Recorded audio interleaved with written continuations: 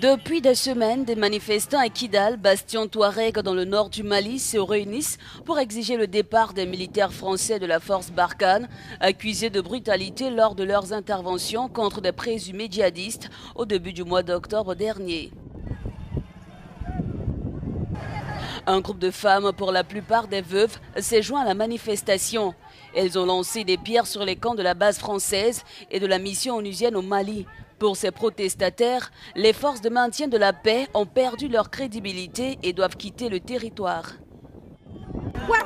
Ils ne sont pas crédibles, donc il ferait mieux de rentrer. Ils arrêtent les gens ici, ils tuent des gens, ils brûlent des véhicules et tout ça chez nous. S'il y a des terroristes ici, ce sont eux, Barkhane, qui sont les terroristes.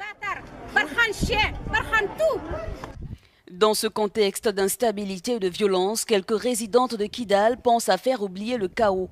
C'est le cas de cette coopérative de femmes qui s'organise pour répondre aux besoins de certaines veuves.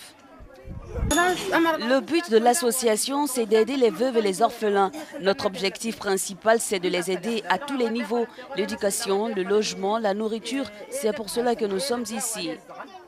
Depuis que les forces françaises ont repoussé en 2012 les djihadistes liés à Al-Qaïda, le nord du Mali reste en proie à l'insécurité.